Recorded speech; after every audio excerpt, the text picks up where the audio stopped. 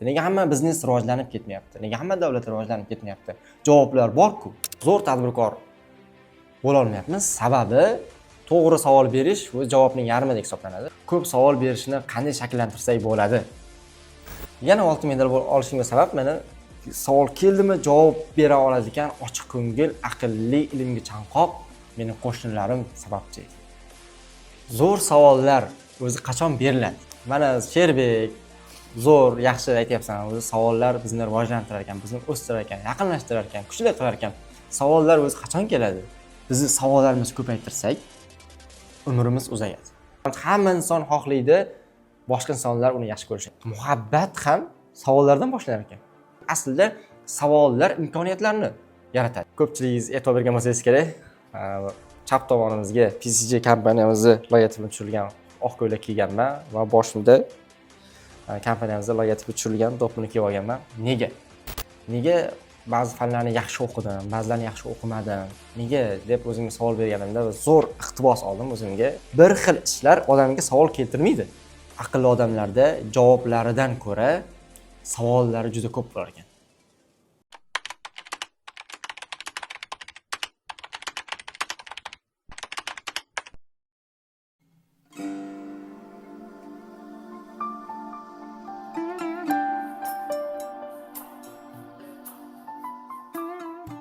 Assalomu alaykum, uyg'oqlar, salomatmisizlar? Kayfiyatlar yaxshimi? Bugun sizlar bilan salkam bir 2 kun tayyorgarlik ko'rgan, o'ylab savollar haqida gaplashamiz va qo'shnilar haqida gaplashamiz. Va men maktabni oltin medal bilan tamomlaganman va oltin medal olishimga nimalar sabab bo'lgan? O'shalar haqida gaplashamiz.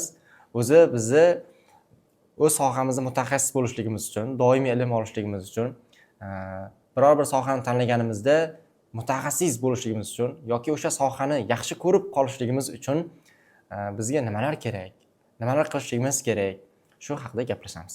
Uyg'oqlar, men yozishni yaxshi ko'raman. Savollar haqida kontent qilamiz. Xudo xohlasa foydali kontent qilamiz deb qaror qilganimizdan keyin 2 kun davomida o'ylab, metroda ham, avtobusda ham shu qop-qora daftarni ko'tarib olib tayyorgarlik ko'rdim. Ya'ni miyamga keldimi, yozaman. Keldi, yozaman. Keldi, yozaman. Ya'ni mana ko'rishingiz mumkin. Mana shuncha narsa yozdik. Shuncha narsa yozganmiz. Bugungi kontentimiz dars formatida bo'ladi. Ya'ni o'qib, ya'ni o'ylaganman, tafakkur vaqtida o'ylaganman, o'ylaganlarimni yozganman va bularni yana sizlarga yetkazaman. Sizlar ham xuddi darsda o'tirgandek, qanaqadir seminarda, qanaqa treningda o'tirgandek his qilib, daftar ruchka bilan o'tirsangizlar foydali bo'ladi va kimgadir yana sizlar dars o'tib berasizlar, kimgadir tushuntirasizlar, shunda ilm yuqadi xudo xolasa. Bugun shu formatda kontent qilmoqchimiz. Berilayotgan ilm savollar orqali kuchli yoki kuchsizlanar ekan. Ya'ni siz yoki men bilim berayotgan bo'lsam, yoki siz bilim berayotgan paytingizda sizga savollar berilsa, o'sha savollar qancha kuchli bo'lsa, sizni berayotgan bilimingiz shuncha kuchli bo'lib boradi, sifatli. Agar savollar qancha kuchsiz bo'lsa, ya'ni sifatsiz bo'lsa, oldi qoshda yengil savollar bo'lsa, sizni berayotgan ilmingiz ham shunga yarasha bo'ladi. Demak, savollar bizga berilayotgan bilimni darajasini belgilab beradi. Zo'r savollar bersak, kuchli, chuqur savollar bersak, chuqur, kuchli, bilimli, yaxshi bilimlar olamiz. Agar yengil savollar bersak, oldi qoshda yengil, u yoqdan bu yoqdan yengil savollar bersak, shunga mos ilm olamiz, shunga mos javoblar olamiz. Shuning uchun ilm olishligimizda, ilm ulashligimizda savollarning muhim ekanligini bugun yana bir bor ishonch hosil qilamiz. Bugungi mavzuni sizlarga tushuntirishda tayyorgarlik ko'rar ekanman. O'zi o'ylab qoldim. Tarixga qaytdim, tafakkur vaqtida. O'zi Sherbek, sen o'zi 6-sinfligimdan 11-sinfgacha matematikadan o'qiganman-da, faqat matematikani yaxshi ko'rib o'qiganman. Nega matematikani tanlaganman? Nega biologiyani emas? Nega tarixni emas? Nega ingliz tilini emas? Nega rus tilini emas? Nega matematikani tanlaganman? Tanlaganda ham ya'ni 1 yil o'qimaganman emas-da, 6-sinfdan 11-sinfgacha o'qiganman. Nega shu savollar o'ylash jarayonida shu o'ylab savollar berib yaxshi zo'r yechimlar topdim va yana o'zimga yana savol berdim. 11 yillik maktabni oltin medal bilan tamomlagan bo'lsam, oltin medal olishligimga nima sabab bo'ldi yoki kimlar sabab bo'ldi? Nima sabablari bor-ku, to'g'rimi? Sabablar dunyosida yashayapmiz-ku. Shuni o'yladimki, shuni ham chuqur savol berib mavzuga chuqurlashdim. Va buning ham yechimi bugungi mavzumizga to'g'ri keladi. O'zi farzandlarimiz, ukalarimiz, aka-singillarimiz, o'zi hamma nega o'qimayapti? Nega ba'zilari zo'r o'qiyapti, ba'zilari yaxshi o'qimayapti? Xo'p, bitta sinfda 30 ta bolaga dars o'tiladi yoki 10 ta bolaga dars o'tiladi, 400 ta bolaga dars o'tiladi. Bitta o'qituvchi chiqadi, bitta mavzuni tushuntiradi, bir xil uyasi beriladi, lekin natijalar har xil. Bitta sinfxonadan chiqildi, lekin ertasi kuni har xil. Kimdir qilib kelgan, kimdir qilmasdan kelgan, kimdir unutib olgan, kimdir kelmagan. Nimaga? Shu savollarni o'ylab, tafakkur vaqtida yechim javob topib, bugun sizlarga ulashaman. Yo'qlar, yoshligimda matematikani o'zi o'rganishni boshlaganimda tez va chuqur o'rganishimga asosiy sababchilar deymizmi? Matematikani yaxshi biladigan qo'shnilarim bo'lgan ekan. Ya'ni men matematikani yaxshi ko'rishimga, uni tez o'rganishimga, mana uni doimiy matematikadan darslar qilishimga sababchi bo'lgan meni matematikani yaxshi biladigan qo'shnilarim bo'lgan ekan.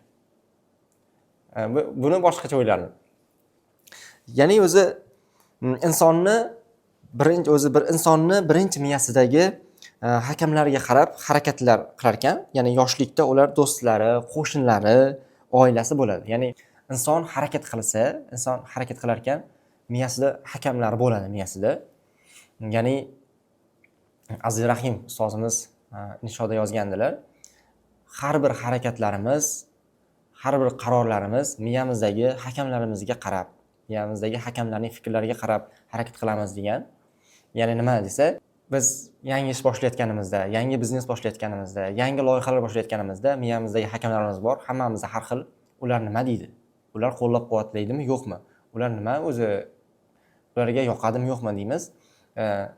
Har xil bo'ladi. Kimlarnidir do'sti, kimlarnidir ota-onasi, kimlarnidir ustozlari, kimlarnidir qo'shnilari, kimlarnidir va hokazo kimlarnidir bo'lishi mumkin. Lekin yoshligimizdagi miyamizdagi hakamlar esa bu bizni qo'shnilarimiz, ota-onamiz, oila a'zolarimiz shular hisoblanadi. Ya'ni bizni miyamizdagi birinchi hakamlarimiz. Ya'ni bir nimadir ish qilsak, shulardan feedback kutamiz. Ya'ni ota-ona nima derkin? Ya'ni yangi ish qilmoqchi bo'lsak, qo'shnilarim nima derkin, do'stlarim nima derkin? Qanaqadir yomon ish qilsak ham bular ota-onam urushadi, qo'shnilarimiz urushadi, do'stlarim urushadi. Bir yangi to'garakka borib boshlaganimizda ham qo'shnilarim nima derkin, ota-onam nima derkin, do'stlarim nima derkin? Ya'ni bizning miyamizda shu insonlar hakamlar bo'ladi, shular bizni nazorat qiladi. Uyg'oqlar yana shu mavzuga tayyorgarlik ko'rish jarayonida shuni tushunib yetdimki, farzandlarimizni, ukalarimizni, opalarimizni, o'zimizni yaxshi o'qimasligimizga asosiy sabab atrofimizda to'g'ri savol beradigan insonlarning yo'qligi ekan, balki kamligi. Ya'ni matematikadan tayyorgarlik ko'rayotgan bo'lsak, atrofimizda matematikadan yaxshi biladigan, bizni savol javob qilib tergab turadigan insonlar yo'qligi. Xo'p, ingliz tilidan tayyorgarlik ko'rayotgan bo'lsak va uni ingliz tilini tashlab qo'yayotgan bo'lsak, aniqki atrofimizda ingliz tilini qanaqa nimalar o'rganding, qani aytchi, nechta so'z yodlading, mana bu gapni tarjima qilib berchi deydigan insonlarning yo'qligi. Demak, farzandlarimiz o'qimasligiga asosiy sabab atrofida o'sha o'rganayotgan sohasida to'g'ri savol berayotgan insonlarning yo'qligi eng asosiy muammolarimizdan bittasi ekan. Zo'r tadbirkor bo'la olmayapmiz. Sababi tadbirkorlik ilmini biladigan, biz bilan tadbirkorlik masalasida muzokaralar olib boradigan, suhbat qiladigan, savol-javoblar qiladigan insonlarning yo'qligi ekan. Qaysi sohada zo'r bo'lmoqchi bo'lsak, atrofimizda shu sohani zo'r biladigan, savollar berib bizni qiynaydigan insonlar bo'lishi shart ekan. Bu shu. Qaysi sohani tanlashimizdan qat'iy nazar, o'sha sohani zo'r biladi ekan. Bizga bemalol savollar berib, bizni qiynaydi ekan. Biz bergan savollarni ham to'g'ri javob beradi ekan. Bizga yaqin bo'lgan insonlar bo'lishligi shart ekan. Bo'lmasa, o'sha sohada zo'r bo'la olmaymiz. Yoki o'rtama yona bo'lib qolamiz, yoki bu sohani tashlab ketib qolamiz. O'zi yoshlikda matematikani biladigan qo'shnilarimga hozir rahmat aytyapman. Agar qo'shnilarim inglizlar bo'lganida, ingliz tilini yaxshi biladigan bo'lganda, men hozir ingliz tilini yaxshi o'qigan bo'lardim balki. Rus tilini yaxshi biladigan bo'lganda, rus tilini. Agar ular meni qo'shnilarim mol dunyoni sevadiganlar bo'lganida, men mol dunyoning izidan quvgan bo'lardim. Hozir Koreyadaman, qayerdadir ishlayotgan bo'lardim. Yani qo'shnilarimga rahmat aytaman. O'zi mana qo'shnilar deyapmiz, atrof muhit deyapmiz, savol-javob deyapmiz. Savollarni hayotimizdagi muhimligi haqida to'xtalamiz. Savollar qay darajalik muhim? Savol o'zi kerakmi, kerak emasmi? Savolni bizning hayotimizga ta'siri, savol va javoblar haqida bir nechta ma'lumotlar yig'dim. Savollar yo'q bo'lsa nima bo'ladi? Savollar berilmasa nima bo'ladi? Demak, o'ylab ko'ramiz. Savollar berilmasa, uyga vazifalarni qilmasdik. Savollar berilmasa, o'ylamasdik. Savollar berilmasa, tafakkur qilish bunchalik go'zal ekanligini bilmasdik. Savollar berilmasa, o'rganmasdik. Savollar berilmasa, qo'rqmasdik. Savollar berilmasa, uxlamasdik. Hayotimizdagi har bir soniyasiga ta'sir qilayotgan savollar, demak, havodek zarur ekan. Demak, savollar bor ekan, biz tirikmiz. Savollar bu tiriklik ramzi ekan. Savol beryapmizmi? Demak, biz tirikmiz. Bizga kimlar savol beryaptimi? Demak, biz ham tirikmiz. Demak, savol bermasak, o'ylab ko'rishimiz kerak, biz yashayapmizmi? Tirikmizmi? Savollarning ko'pligi umrimizni darajalab berar ekan. Savollarimiz qancha ko'p bo'lsa, shuncha umrimiz uzun va chuqur bo'lar ekan. Ya'ni qancha ko'p savol beraversak, shuncha ko'p narsani o'rganamiz. Shuncha ko'p narsani o'rganib, shuncha ko'p odamga beramiz. Demak, bizning umrimiz ham shuncha chuqurlashib, uzayib ketaveramiz.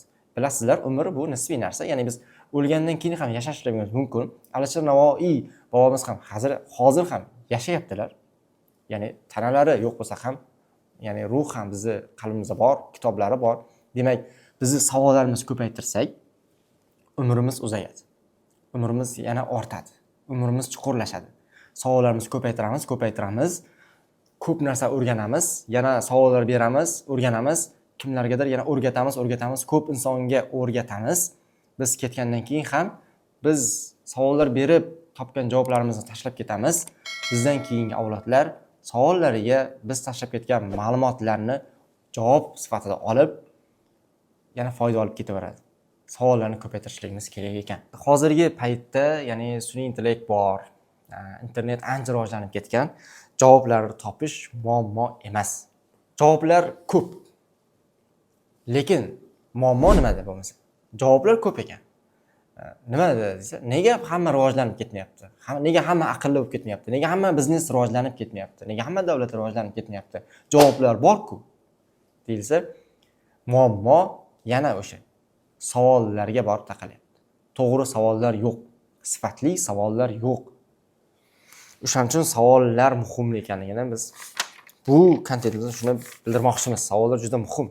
Menga imkoniyat berilmadi, imkoniyatim yo'q edi deyotgan ko'p gaplar eshitamiz. Imkoniyat bormi, yo'qmi? Savoli borlar, savoli ko'plar yutib chiqaveradi qayerda. Imkoniyat yo'q paytda ham savoli ko'plar yutib chiqaveradi. Imkoniyat bor paytda ham savoli ko'plar yutib chiqaveradi. Imkoniyat bor, endi savol tug'ilmaydi. Aslida savollar imkoniyatlarni yaratadi o'zi aslida. Imkoniyat mana, meni imkoniyatim cheklangan, yo'q, imkoniyatim yo'q, resursim yo'q deydiganlarni aslida savoli yo'q. Savol beraversak, bizni imkoniyatlarimiz ochilib ketaveradi. Savollar o'zi kelajakka tayyorlaydi bizni aslida. Ya'ni ertalab uyg'onishligimizda ham, qanaqadir kitob o'qishligimizda ham, biznes qilishligimizda ham kelajakda kutilayotgan savollarga tayyorgarlik ko'ramiz. Kitob o'qiyapmizmi? Kelajakda ustozim mendan savol-javob qilishligi mumkin. Xo'p, do'stlarim meni savol javob qilishligi mumkin, obunachilarim meni savol javob qilishligi mumkin, ya'ni kelajakda farzandlarim meni savol javob qilishi mumkin deb kelajakdagi savollarga tayyorgarlik ko'rish jarayonida biz o'qiymiz, izlanamiz, harakat qilamiz. Zo'r deyman, savollar bizni kelajakka tayyorlaydi.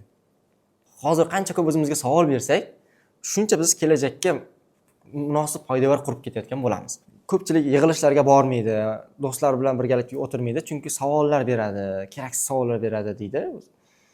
O'zi savollardan qochganlar imkoniyatlardan qochgan hisoblanadi o'zi aslida. Savollardan iloji boricha qochmasligimiz kerak, chunki savollar bizga imkoniyatlarda. Uyg'oqlar bu kontentlarimiz davomida ko'proq biz shaxsiyat bilan ishlaymiz, shaxsiyat bilan ishlaymiz, miya bilan ishlaymiz. Nima qilsak miyamiz zo'r ishlaydi, nima qilsak shaxsiyatimiz rivojlanadi, nima qilsak yaxshi diqqatimizni jamlayotgan bo'lamiz, nima qilsak fokusimiz rivojlanadi, nima qilsak kechagidan yaxshiroq bo'lib boramiz. Shu savollarga javob topib boramiz. Bugun savollar haqida gaplashyapmiz. Savollar o'zi shaxsiyatni rivojlanishimizga, qaysidir sohada zo'r bo'lishligimizga, tanlagan sohamizda eng zo'r bo'lishligimizga savollar muhim ekanligini bilib qoldim. O'zi oldindan ustozlarimiz aytishgan, ya'ni savol muhimligini men endi bildim shu narsa. Ya'ni savol muhim ekan.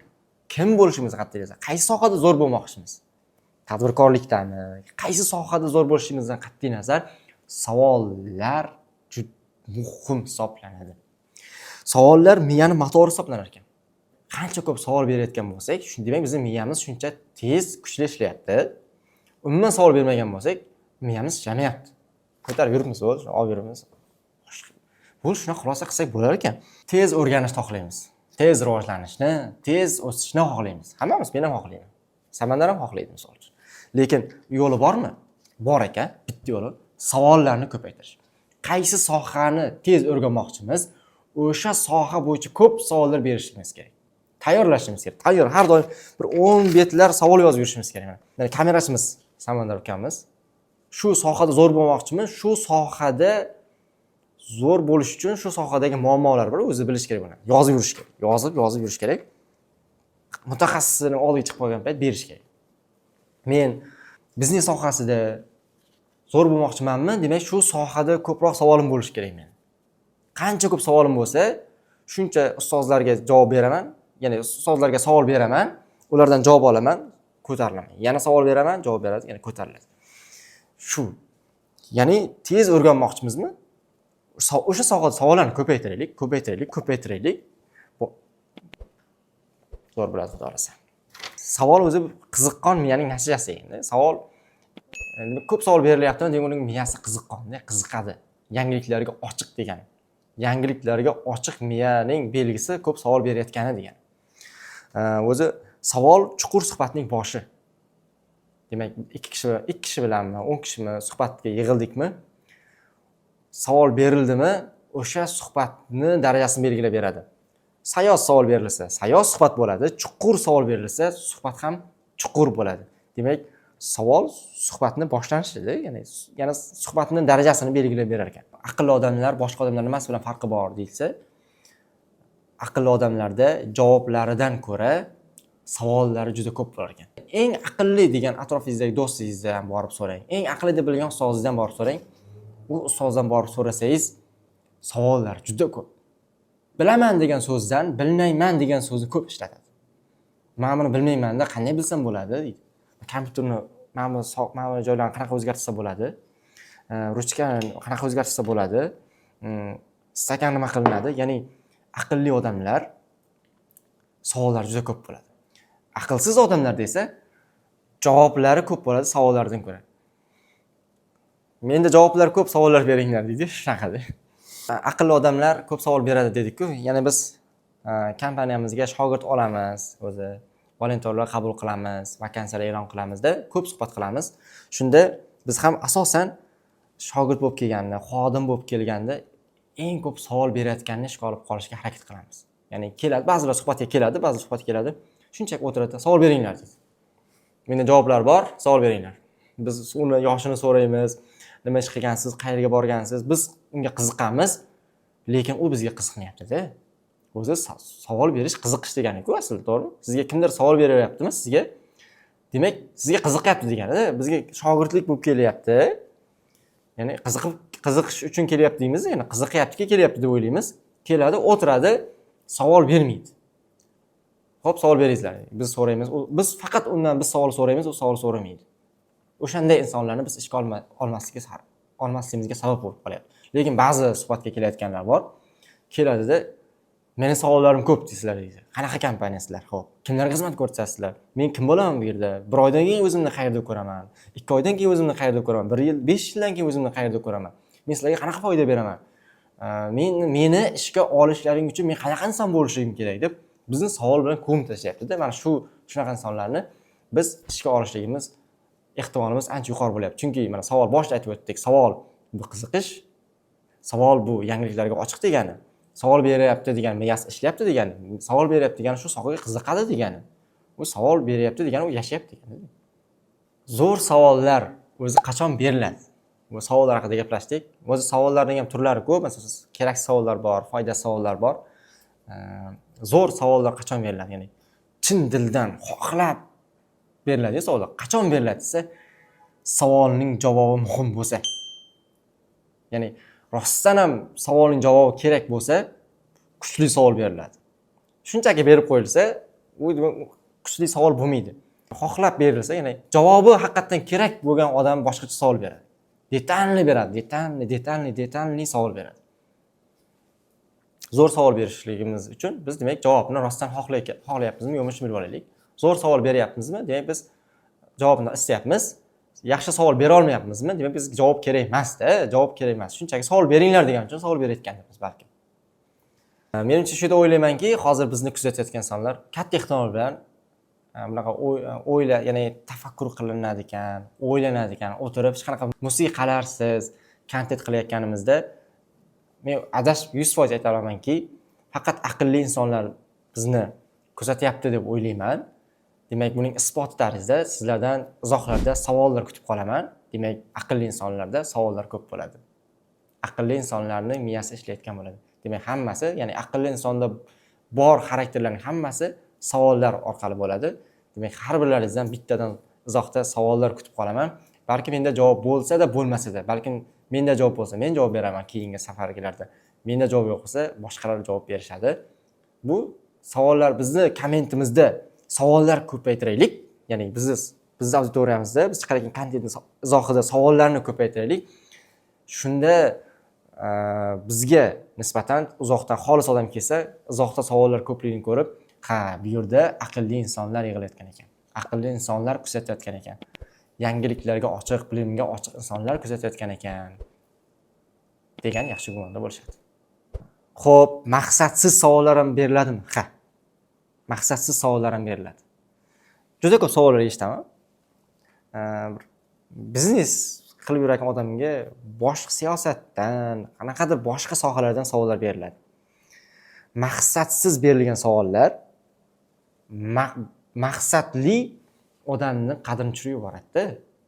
Ya'ni biznesda zo'r odammi, unga biznes haqida savol beraylik. Boshqa sohada savol beramiz degani bilmasa, bo'ldi, qadri yo'q ekan deymiz. Hech narsani bilmas ekan deymiz. Demak, savol berayotganimizda shu narsaga e'tibor berishimiz kerak. Kimga savol beryapmiz va berayotgan odamimiz kim? Din bo'yicha savolimiz bormi? Demak, o'sha din sohasidagi eng yaxshi insonga berishimiz kerak. Biznes bo'yicha savolimiz bormi? Biznes bo'yicha. Ta'limdami? Ta'limga. Biznesdagi odamga boshqa sohadan savol bersak va bu odamni darajasini tushirib yuborgan bo'lamiz. Chunki bu bilmaydi. Bilmayman deb aytishlik mumkin. Bizning xayolimizda buning darajasini tushirib qo'yamiz yoki bilaman deb xato javob berib qo'yishlik mumkin. U yoqlar men o'zi hayotda tabiatan ko'p savol beradigan insonman deb o'ylayman o'zimni. Ko'p savol beraman kerakli odamga-da, lekin ba'zilar oldida meni umuman ko'p gapirmaydigan inson deb bilishadi ba'zilar. Ba'zilar ko'p savol beradigan odam deb o'ylashadi. Hamma har xil. Shu paytgacha kim bilan juda yaqin munosabatda bo'lib ketgan bo'lsam, kim bilan juda yaqin bo'lib ketgan bo'lsam, u odamga ko'p savollar bergan ekanman. Keyin men ko'p savol berganimdan o'sha inson menga hammaga aytmaydigan gaplarni aytib boshlaydi. Shuni qo'llab ko'rsak bo'ladi, uyg'oqlar. Kim bilandir yaqinlashmoqchi bo'lsak, kimningdir hammaga ham bermaydigan maslahatlarini olmoqchi bo'lsak, u bilan ko'p savol-javoblar qilaylik, ko'p yaqinlashaylik, ko'p savol-javoblar qilsak, u inson o'ziga yaqin olib, hammaga ham aytmaydi ekan, hatto farzandiga ham aytmagan maslahatlarni sizga berishi mumkin. Savollar ochilmagan joylarni ochadi, ya'ni ochilmagan papkalarni ochib yuboradi savollar. O'zi aql insonlar bitta belgisi bor, savol bersagina javob berishadi. Ya'ni savol bermadingizmi, javob berishmaydi. Javob bo'lsa ham, bitta muammoni ko'rdi, javobi bo'lsa ham savol bermagunizcha aytmaydi. Demak, aqlli odamlarning aqlini olishimiz uchun, tajribasini olishimiz uchun biz ularga savol berishimiz kerak. Biz hozir bitta yangi proyekt qilyapmiz, yangi loyiha qilyapmiz. Shu bizga katta zarar keltirmasligi uchun, yillar davomida yillarimizni kuydirib yubormasligi uchun o'sha sohaning mutaxassisiga savol bersak, bitta javobi bizni yillardan saqlab qoladi-da. Savol bermay, o'zim bilganimni qilaman. Bermayman unga, savol bermayman. Kerak emas, o'zim desak, afsuslanib qolishimiz mumkin. Yillar afsuslanib qolishimiz mumkin. Armonlar bo'lib qolishi mumkin-da. Shuning uchun mutaxassislar o'z-o'zidan kelib, kamdan-kam mutaxassislar o'z-o'zidan kelib maslahat beradi. Akam mana qilgan yoki qilmagan demaydi. Qachon mutaxassislar bizga yaqin bo'ladi? Ya'ni universitetda ham ko'p ko'rganman, zo'r mutaxassis ustozlar bor edi. Ko'p narsani biladi, lekin hammaga ham maslahat bermasdi. Kimlarga maslahat beradi desangiz, o'ziga yaqin insonlarga maslahat berardi. Yaqin talabalarga, "Ukam, sen mana bu fanni o'qi, mana buni keyinroq o'qisang ham bo'ladi. Sen mana bunga e'tibor ber. Yakshanba kuni bu ishlarni qil, buni bunaqa qil" derdi. Shuni tarixiga borib surishtirsak, o'sha talaba bilan o'qituvchi qachon yaqinlashdi? Nimaning evaziga yaqinlashib qoldi desa, ular ko'proq savol javob qilgan ekanda. Ya'ni talaba ustozga ko'p savol bergan, ustoz talabaga ko'p savol bergan, o'rtasida ko'p savol javob bo'lgan, bir-biri bilan yaqinlashgan. Ya'ni talaba ko'p og'riqlariga ustozdan javob olgan, o'qituvchi ham ko'p og'riqlariga talabadan javob olgan, yaqinlashgan. Ya'ni yaqinlashdimi, demak, o'qituvchi yig'ib yurgan tajribalarini soniyalarda, daqiqalarda talabaga beradi. Talaba soniyalarda, yillar, oylarcha tajribani yig'ib oladi. Bitta savol-javob orqali, yaqinlashish orqali. Savol insonning ko'rinmas qalbini va ilmini oshkor qiladigan ko'zgu hisoblanadi. Ya'ni bilmaymiz, insonning qalbini ko'ra olamizmi? Yo'q. Ilmini bila olamizmi? Yo'q. Qanaqadir darajalar bormi? Kalkulyatorda hisoblab olamizmi? Yo'q. Lekin savoliga, insonning berayotgan savoliga qarab, qalbiga baho bera olamiz, savoliga qarab va ilmiga baho bera olamiz. Qanaqa zo'r savollar beryaptimi? Kuchli ilm zo'r. Zo'r, ya'ni qalbga ta'sir qiladigan savollar beryaptimi? Zo'r. Yana bitta narsa bor. O'zi mana gapiryapman, men hozir gapiryapman. Tilimni gapiryapman. O'zi gaplar, so'zlar, nutqlar, harflar qayerdan keladi? Tilda gapiryapman. Qayerdan keladi desa, so'zlar qalbdan chiqar ekanda. So'zlar qalbdan chiqyapti. Qalbdan chiqib tilim aylanib sizlarga so'z qilib yetkazyapti. Ana bo'ldi. Demak, qalbdan chiqyapti ekan. So'zlar qalbdan chiqyapti. Zo'r so'zlar gapiryapmanmi? Ya'ni yaxshi savollar beryapmanmi? Qalbdan chiqyapti. Yomon savollar beryapmanmi? Qalbdan chiqyapti. Har bir so'z qalbdan chiqyapti. Yana buni o'ylab gapirishim filtrim miyani bildiradi. O'ylayapman, filtr qilyapman, qalbdan chiqyapti, birlashtirib chiqaryapman. Demak, savollarimiz, so'zlarimiz, o'z amallarimiz bizni miyamizda, aqlimizni va qalbimizni ko'rsatar ekan. Zo'r, ya'ni savollar orqali uning biz ilm darajasini ham, qalbini ham ko'ra olar ekanmiz. Savol bu o'sish belgisi. Kimdir oldingizga savol so'rab kelyaptimi, demak u o'smoqchi. Kimdir sizdan savol so'rayaptimi, demak o'smoqchi. Siz kimdandir savol so'rab boryapsizmi, siz o'smoqchisiz. Xo'p, savol hayot belgisi. Yuqorida ham aytdik, o'zi savol bu hayot belgisi. Savol so'rayapmizmi, biz yashayapmiz va yana yashamoqchimiz. Yaxshiroq yashamoqchimiz. Ko'proq yashamoqchimiz. Foydali yashamoqchimiz. Bu savoli bor odam yashayotgan odam hisoblanadi-da, savoli bormi? Demak, u yashayapti-da, yashamoqchi, yashashmoqchi, ko'proq foyda bermoqchi jamiyatga. Savol ilmning yarmi hisoblanadi. O'zi to'g'ri savol berish o'z javobning yarmidek hisoblanadi. Misol uchun geometriyada matematika o'tganmiz. To'g'ri chizmani to'g'ri chizsang, o'zi 50% natija qilding deyishadi. Ya'ni matematikada chizmani to'g'ri chizsang bo'ldi, sen 50% natija qilding derdi. To'g'ri savol beryapmizmi? 50% javob bor o'zimizda. 50% ni to'ldirib qo'ysa bo'ldi. Savol o'z ilmning boshlanishi hisoblanadi. Biz kimgadir savol bersak, javob beradi yangi ilm. boshlanishi kerak, kirishimiz kerak. Savol yangi ishga ilk qadam hisoblanadi. Savol berdikmi, biz yangi ishga ilk qadam hisoblanadi. Savol bu boshlash. Savol bu yakunlash. Savol bu mustahkamlash. Biror bir ilmga kirish ham savol bilan. Biror bir ilmni yakunlash ham savol bilan. Biror bir olgan ilmimizni mustahkamlash ham savol bilan bo'ladi. U yoqlar o'zi biz kimlarni yaxshi ko'ramiz va nima uchun? Shuni izohlarda yozib qoldiraylik. Hamma yozsin, zo'r, menga ham qiziq. Chunki men shuni kecha rosa o'yladim. Masalan, onamni yaxshi ko'raman. Nega yaxshi ko'raman o'zi? Xo'p, ba'zi kitoblarni yaxshi ko'raman. Nega u kitobni yaxshi ko'raman asli? Ustozimni yaxshi ko'raman. Nega yaxshi ko'raman? Xo'p, ba'zi joylarni yaxshi ko'raman. Nega yaxshi ko'raman? Shu savolni o'zimga berdim. Hamma o'ziga shu savolni bersin. Yaxshi ko'radigan insonlaringiz bor. Ular nega yaxshi ko'rasiz? Kitoblarni yaxshi ko'rasiz, nega yaxshi ko'rasiz? Kasbingizni yaxshi ko'rasiz, nega yaxshi ko'rasiz? Va ba'zi joylarni yaxshi ko'rasiz, nega yaxshi ko'rasiz? Javoblaringizni yozib qoldiringizlar. Men o'zim topgan javobni aytaman sizlarga. Nega? Onamni yaxshi ko'raman. Nega onamni yaxshi ko'raman desam, yoshligimda hammaga ham ayta olmaydigan savollarimni onamga berganman va onamdan javob topganligim uchun. Menimcha hammada shunaqa bo'lsa kerak. Ustozimni nega yaxshi ko'raman? Hammaga ham bera olmaydigan savollarimni ustozimga berganman, ustozimdan javob olganligim uchun.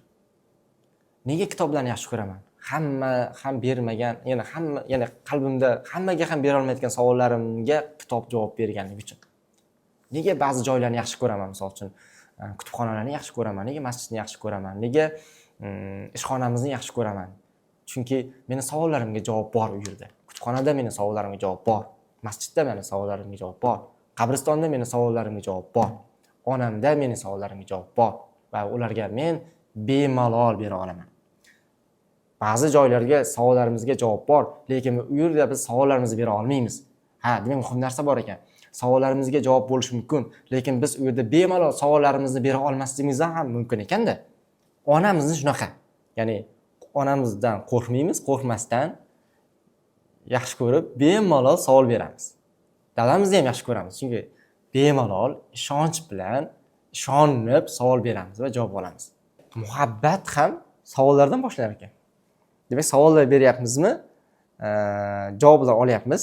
Demak, savol beryapmiz, javob beryapmiz. Javob olyapmiz. Savol beryapmiz, javob olyapmiz. U savol beryapti, biz javob beryapmiz.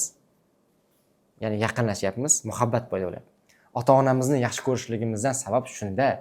Chunki yoshligimizdagi arzimagan savollarimizga ham, ya'ni hechimga qiziq bo'lmagan savollarimizga ham ular o'tirib javob berganda bizga.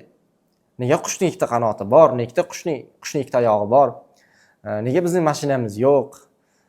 Nega osmonda bulutlar pastga tushib ketmaydi? Nega chaqmoq chaqadi? Nimaga? Ya'ni bizni hamma savollarimizgacha, ikir-chikir savollarimizgacha ota-onamiz bizga javob bergani uchun ota-onamizni yaxshi ko'ramiz.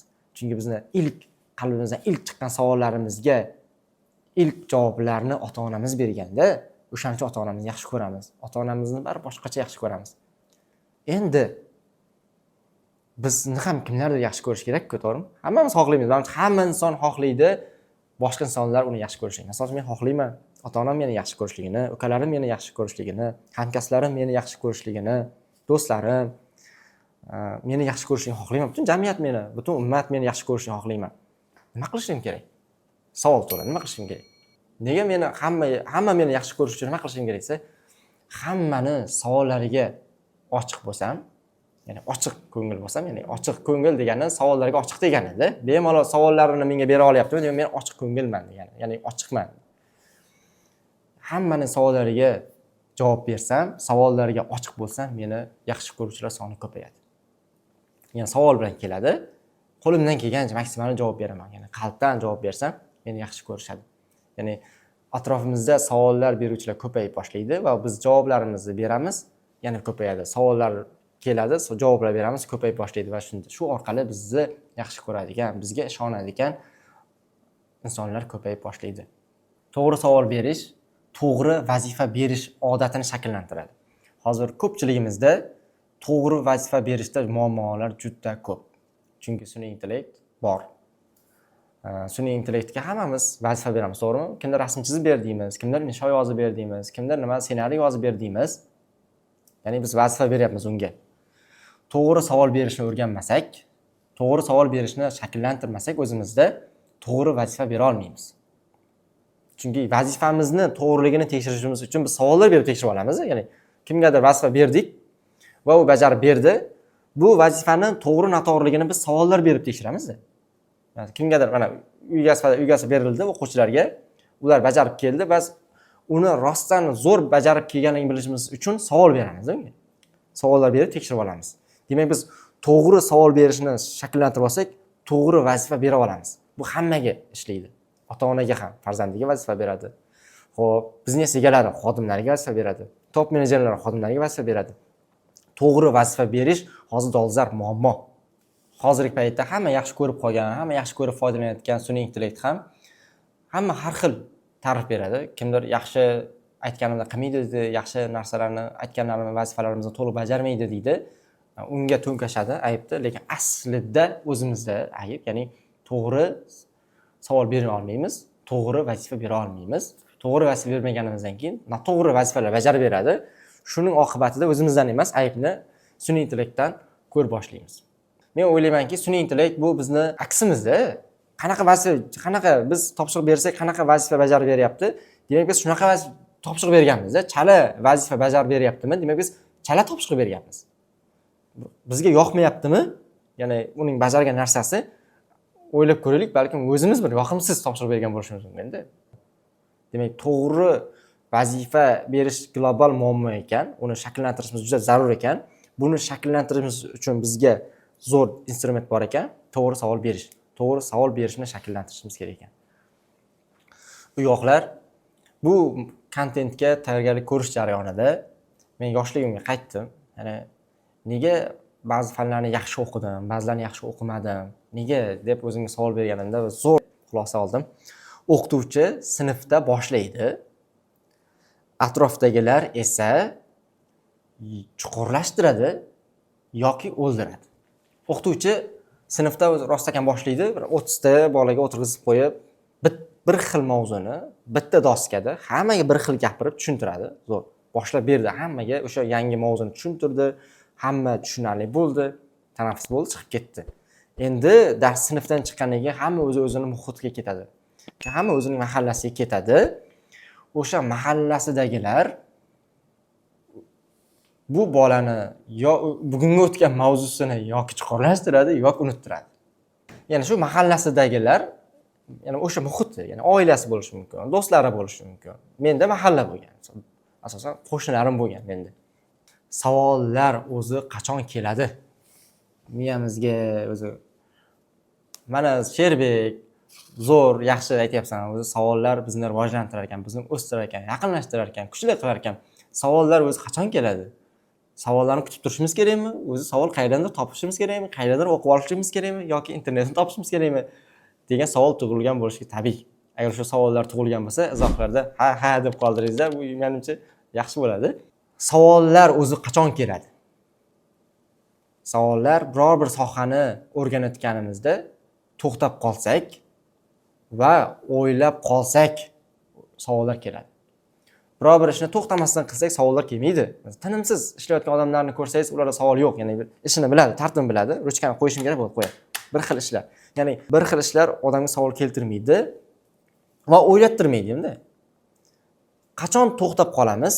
Qachon o'ylaymiz? Yangi ishga o'tsak, yangi ishlar boshlasak, yangi narsa o'rganmoqchi bo'lsak, yangi joylarga borsak, yangi insonlar bilan tanishsak, yangi odatlarni shakllantirib boshlaganimizda bizda to'xtab qolish boshlanadi va o'ylash boshlanadi. Nega to'xtab qoldim men? Zo'r ketyapti-da. Va to'xtaganimizni o'tirib o'ylaganimizda bizga savollar kelib boshlaydi. Hammamiz kuzatganmiz, nega yoshligida bobo mamosi bilan katta bo'lganlar aqlli bo'lishadi tengdoshlariga nisbatan. Hamma biladi, ya'ni bobo mamosining uyida yashaganlar, bobo mamosi borlar boshqa tengdoshlariga nisbatan aqlli bo'lishadi. Nega? Sababi bobo mamolarimiz ya'ni yosh bolalar bilan yaxshi-ku, ya'ni ularning har bir savoliga erinmasdan javob beradi. Bu jon deb har bir bergan savollarimizga javob berishadi. Arzigan, arzimagan savollarimizga ham bobo-momolarimiz erinmasdan savollarimizga javob berganligi uchun biz tengdoshlarimizga nisbatan aqlli bo'lamiz. Yoshligimizda hammamizning savollarimiz ko'p bo'ladi va o'sha savollarga kimlardir javobi bilan katta bo'ladi, kimlardir javob topa olmay katta bo'ladi. Nega bobo-momosi bilan katta bo'lganlar aqlli bo'lishini tushundik? Ya'ni ular yoshligida kelgan savollar, yoshligidagi savollarga javob olib bo'ldi. Ular yangi savollar tug'ildi va ular rivojlanib boshladi. Tepaga chiqib boshladi. Endi ko'pchiligimiz kuzatganmiz, yoshi 20 da bo'lsa ham, 30 da bo'lsa ham, ba'zida 40 da bo'lsa ham, ba'zida 50 yoshda bo'lsa ham hali ham oddiy savollar beradi. Bachkana savollar berish mumkin. Oddiy savollar, yosh bolalarning savollarini beradigan odamlarni ko'p uchratamiz. Nega? Sababi ular yoshligidagi savoliga hali ham javob topa olmaganligi uchun. Ular 4-5 yoshligida kelgan, miyasidan kelgan savollariga javob topa olmaganligi uchun 20 yoshida ham o'sha savollarni berib yurishibdi. 30 yoshida ham o'sha savollarni berib yurishibdi. Demak, kelgan savollarni joyida berib javob topmasak, bu savollar yo'qolib ketmaydi. Har doim miyamizda saqlanib yuradi. Beraveramiz. 30 yoshga borganda ham, 40 yoshga borganda ham, 50 yoshga borganda ham. Mana nega aqlli qo'shnilarimiz bo'lishiga kerak. Chunki yoshligimizda hammamizning savollarimiz ko'p. Hammamiz javob topishni istaymiz. Bizni aqlli qo'shnilarimiz hozirgi savollarimizga javob beradi-da. Savol tug'ildi, bu qo'shnimizga borib ham javob topa olamiz, bu qo'shnimizga chiqib ham javob topa olamiz. Ya'ni atrofimizdagi aqlli qo'shnilarimizni borligi va ko'pligi bizni aqlli qiladi. Tezroq rivojlantiradi. Boshqa muhitimizga nisbatan, boshqalarga nisbatan bizni tezroq aqlli qiladi. Yoshimizga nisbatan tezroq o'stiradi bizni. Yo'qlar, maktabni men oltin medal bilan tamomlaganman.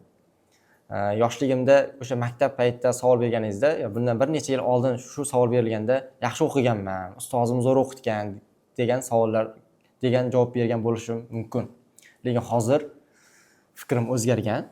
Balki o'zgarishi mumkin. Hozirgi fikrim meni oltin medal olishligimga, hamma fandan yaxshi bilishligimga va hamma fandagi savollarimga javob topa olishimga sababchi bo'lgan mening aqlli qo'shnilarim ekan. Misol uchun mana oldimizda biz oldi tomonimizda matematikadan yaxshi biladigan qo'shnimiz bor. Chap tomonimizda tarixdan, bizdan orqa tomonimizda rassomchilikdan, ma'naviyatdan, yana o'ng tarafimizda fizikadan. Shunaqa, ya'ni maktabda qaysi fanlar bo'lsa, o'sha fanlardan har biridan yaxshi biladigan qo'shnilarimiz bor edi. Men uyda dars qilib turgan bo'lsam, savol kelsa, birdan javob topa olardim. Tezda javob topaman. Bu qo'shniga chiqib borardim. Tarixga javob topaman. Bu qo'shniga chiqib matematikadan, bu qo'shniga chiqib fizikadan, bu qo'shnimizga chiqib tasviriy san'atdan va hokazo. Ya'ni savol keldimi, javob bera oladigan ochiq ko'ngil, aqlli, ilmga chanqoq mening qo'shnilarim sababchi ekan. Yana oltin medal olishimga sabab meni ustozlarim. Albatta, ustozlarim ham mening qo'shnilarimda. Maktabimiz mahallamiz edi. Maktabimiz uyimizga yaqin. Maktabdagi ustozlarimiz meni mahalladoshlarim. Endi tushunyapsizlar. Ya'ni maktab muhitida ham bemalol bo'lganman. Savollar berib, bemalol javob olganman. Uyda ham bemalol savollar berib, bemalol javob olganman. Ustozlar bilan yaqinligim menga ancha foyda berdi. Ustozlarga bemalol savol bera olardim. Ya'ni qo'rqmasdim, uyalmasdim. Ustozlar ham menga bemalol javob bera olardi. Ya'ni hech qanaqa rasmiyatchiliksiz chiroyli javob berishardi menga. Ibodatni ham tez o'zlashtirib olishligimga, savollarimga tezroq yechim topishimga, doimiy odatga aylantirishimga sababi atrofimda yaxshi ibodat qiladiganlarning ko'pligi va savollarimga xatosiz to'g'ri javob beruvchi qo'shnilarimning borligi, muhitimning borligidan. Kuchli sotuvchilar mijozlari bilan ko'p savol-javob qilib turishadi. Shuning uchun ham ular kuchli sotuvchilar hisoblanadi. Kuchli liderlar nega kuchli? Chunki ular jamoasi bilan ko'p savol-javob qilib turadi. Xo'p, yaxshi ota-onalar Kuchli ota-onalar nega kuchli, nega yaxshi ular? Chunki ular farzandlari bilan ko'p savol-javob qilib turadi. Xo'p, kuchli ustozlar nega ular kuchli? Chunki ular shogirdlari bilan ko'p va tez-tez savol-javob qilib turishadi. Ko'p savol berishni xohlasak, bizga ko'p savol berayotganlarni ko'paytiraylik. Sababi bizga savol berayotgan insonlarni savollariga javob topish bilan birgalikda o'zimiz ham savol berib boshlaymiz. Uyg'oqlar, ko'pchiligingiz e'tibor bergan bo'lsangiz kerak, chap tomonimizga PCG kompaniyamizning logotipi tushirilgan oq ko'ylak kiyganman va boshimda kompaniyamizning logotipi tushirilgan do'ppini kiyib olganman. Nega? Sababi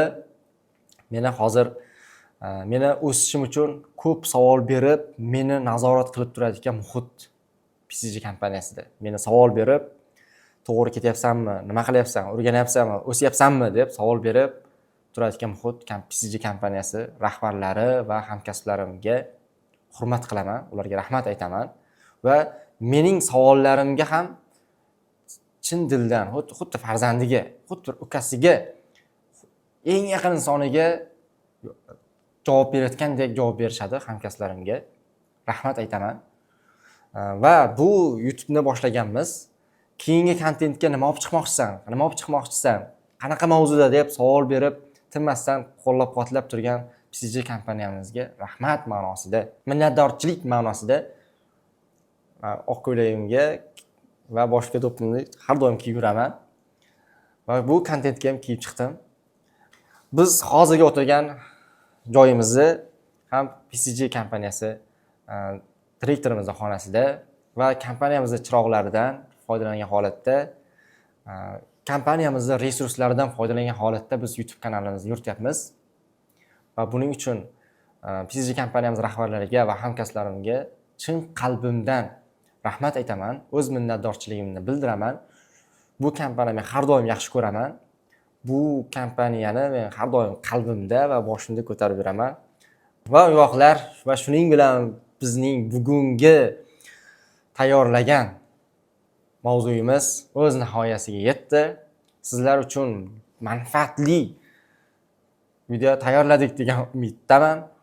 Foydali bo'lgan bo'lsa, haqiqatan mazza qilgan bo'lsangizlar, obuna bo'lib, like bosib, kommentda o'z fikrlaringizni bildirasizlar degan umiddamiz.